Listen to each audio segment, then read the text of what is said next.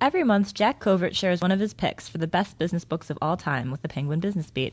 This month, he chose some essential reading for anyone who needs inspiration when dealing with a tough situation.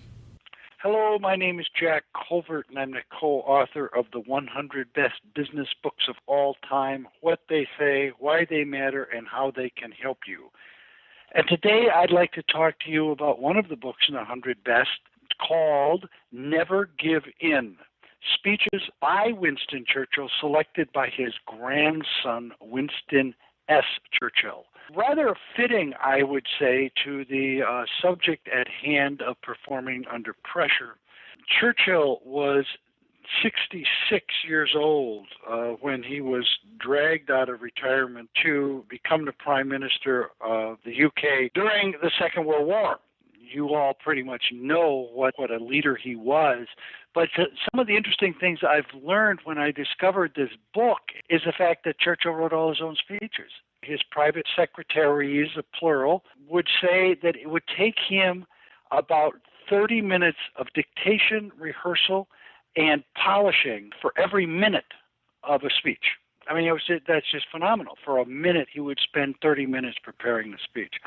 And some of the great speeches, like the speech that he gave after Dunkirk, to give a little scenario about what was going on, is the UK was in France and the Germans pushed them off the edge of the continent at a seaport called Dunkirk, and a bunch of civilian ships went over and rescued the British Army and brought them over to the UK. There was great celebration and joy in the United Kingdom when this happened because Germany had been just steamrolling the country. Well, Churchill gave a speech after the evacuation of Dunkirk. He wanted to make sure that the people were upbeat. You can't have people totally downtrodden.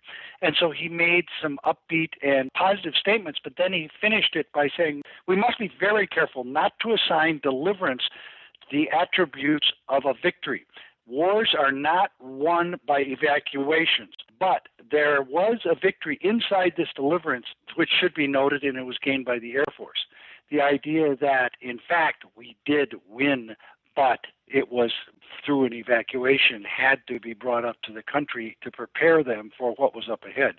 We've all heard the speeches of blood, toil, tears, and sweat that he gave, and all the other great speeches, but to have them in a compilation of 400 pages, 500 pages, selected by his grandson, is quite remarkable. And each one of the speeches has a preface to give it context. By the way, the reason why it's a condensed or best of is that if you made a complete set of Winston Churchill's speeches, it would be 8 volumes long. So what you have with Never Give In is a great book to have on your shelf to pick up when you are going into some pretty dark times. He lived through it and helped motivate and lead a country out of it. The book is Never Give In, the best of Winston Churchill's speeches.